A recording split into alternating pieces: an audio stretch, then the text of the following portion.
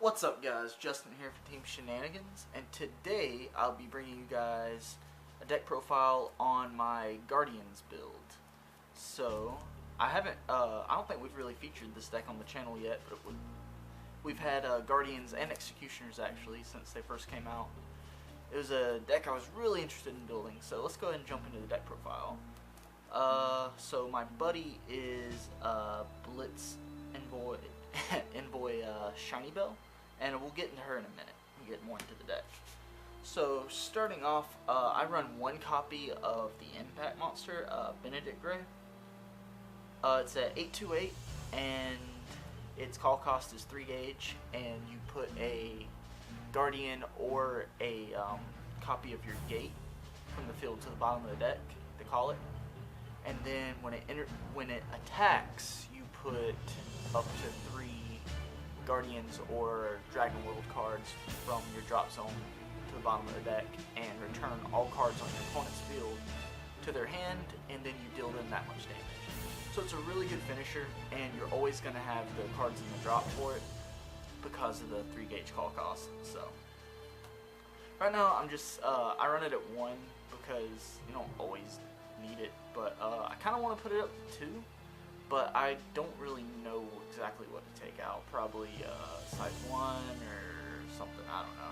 It's been working out alright at 1 so far because, I mean, if you absolutely need it to finish them off, you can always search it out with your Gate, even though that's not ideal.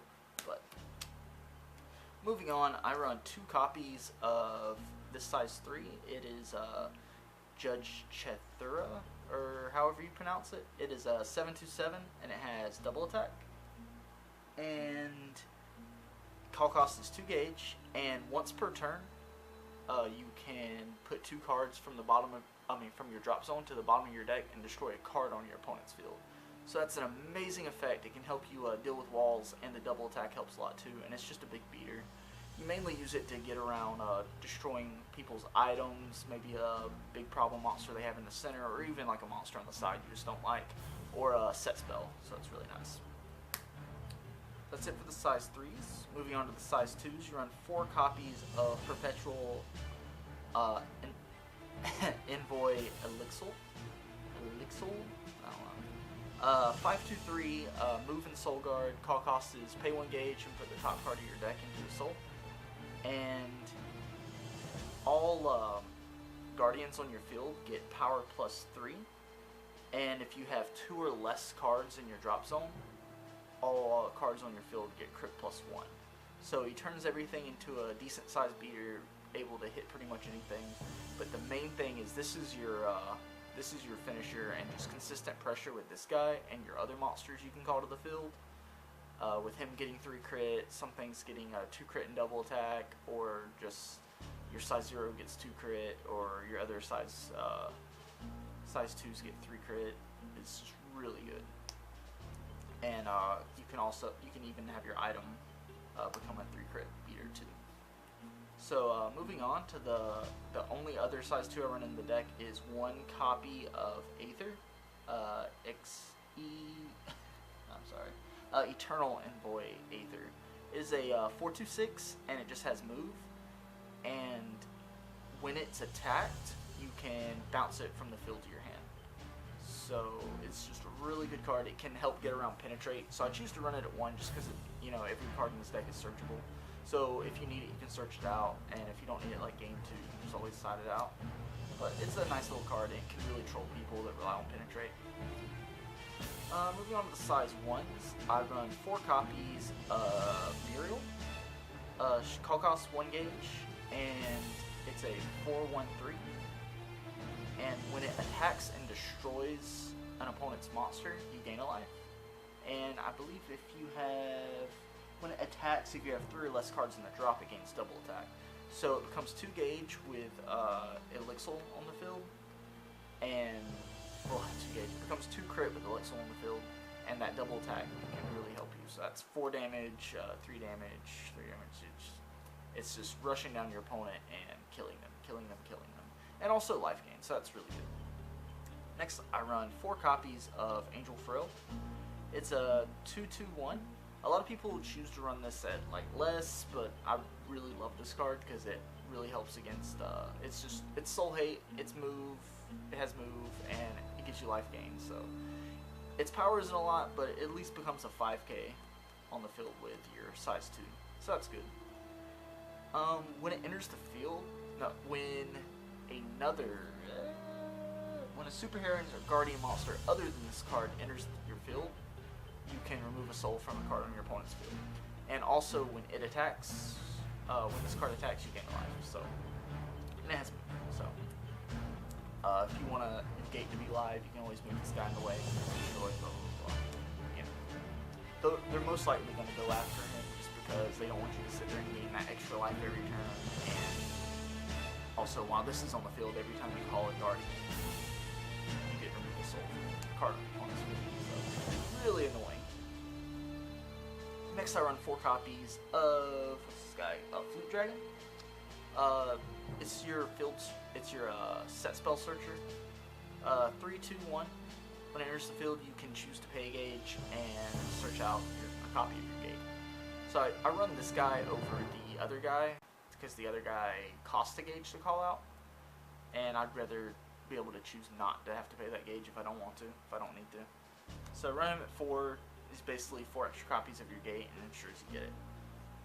Next, I run 3 copies of Swoop Envoy Angelus. 3, 2, 1. When it enters the field, if you have a Gate of Pardon Forgiven on your field, or was it 2 or less cards in drop? If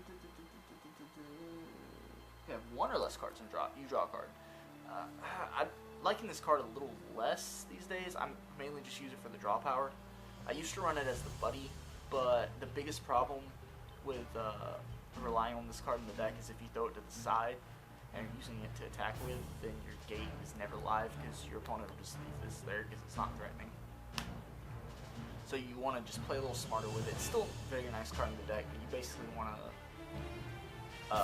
combo it with your Angel Frill or use it first turn or just call over it. Next, I run 4 copies of Shiny Bell, and Shiny Bell is, of course, the buddy of this deck. I run her as the buddy just because it's the easiest card to run, because you can make the buddy Elixir or even the Set Spell Searcher, but you're never going to have a situation where you don't want to call Shiny Bell out. It works with the size 3, works with the size 2s, and it's just an amazing card for your little OTK combo, where you have this guy on the side, Muriel on the side, this in the center, and your item equipped. And when you go to enter battle, you have at least 1 card. You have exactly 1 card in drop. You swing with this first, and that's 2 crit. Skill to put that 1 card from your drop to the bottom of the deck, and this card, and you gain a gauge. And now this is pumped up to 3 crit because you don't have any cards in your drop. So that's 2, 4, 3, 3. If your opponent doesn't have shields, they're dead. Or if it's the center heavy deck, this deck really doesn't penetrate. So that it gives you gauge. It's just an overall really good card, and it can help you dodge penetrate too. If you throw her in the center and your opponent attacks, you can just always. But you're always going to get gauge off this card. You can just leave it on the field until they're forced to try to counter destroy it or whatever. They just try to swing into it. You just swing it away. Use your spot skill. Next, I run 4 copies of the item.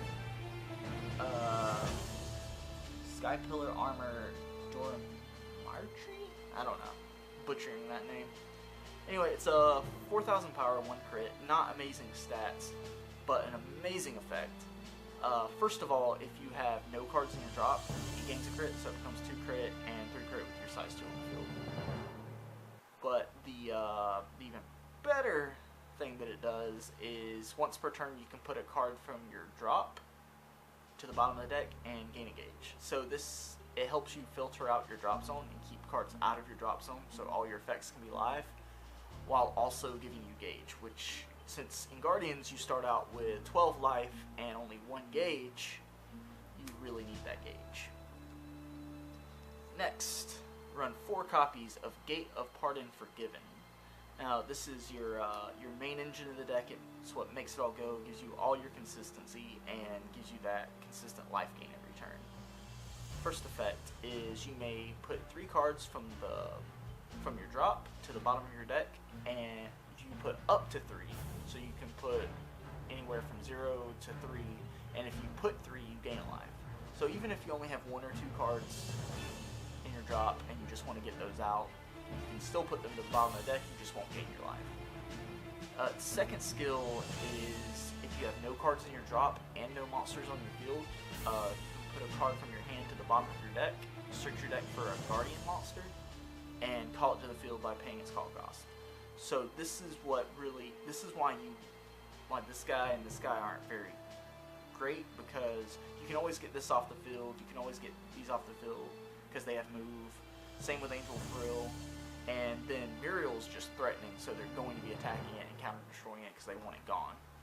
So that allows you to search out for whatever piece you need. If you need a size 2, a size 3, your impact monster, one of your size 1s, your buddy, you can search out anything with it. So it's a really great card.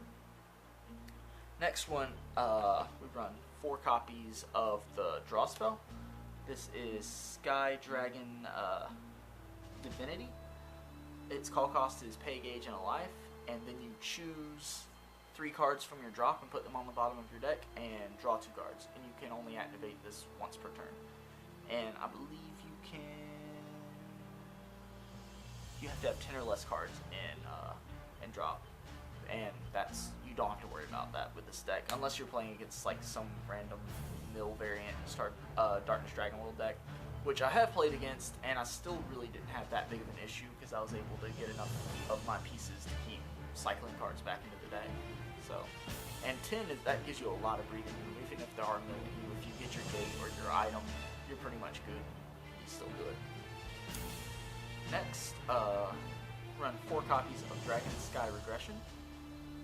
You may only cast this card if you have a Guardians on your field, and return a size 2 or less monster from the field to its owner's hand, and if you have no cards in your drop, you gain a life. So this is just used to, again, you can get around Penetrate if you want, or save a monster on your field if you want, or just, it's basically like a magical goodbye. You can get rid of, bounce anything to a size 2 or less to your hand, or one of your opponent's cards back to their hand to basically negate an attack. You do have to have a Guardians on the field, so you have to either have your item, your spell, or a monster. So, but it's a really good card. And it's extra life gain. And moving on, run 4 copies of Heaven Shield. If you have no cards in your drop, this card can't be nullified. And counter, if you don't have a monster in your center, you may cast this, nullify an attack, and you gain a life. And last card of the deck is 4 copies of our new shield. This is Glacius Defense Wall. You may only cast this during an attack, counter, pay a life, and nullify the attack. And then if you have 5 or less cards in drop, you gain a gauge. So this card really helps. Yes, you're paying a life, but you generally have enough life to work with in this deck. So you can protect a monster, you can stop a big wound attack, and also gives you gauge, and that's pretty big if you're running low on gauge. If you're playing against something that has a lot of counter destruction and keeps destroying your Muriels, and you have to keep calling them out.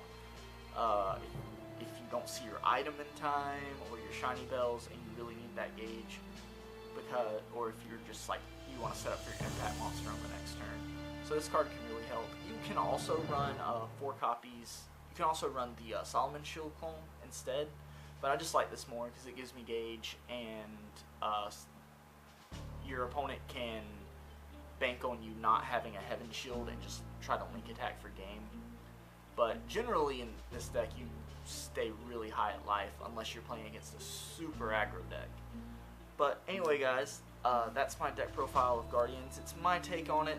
Let me know if you like the build, and feel free to test it out and tell me what you think. And don't forget to subscribe if you haven't, and leave a like for the video down below.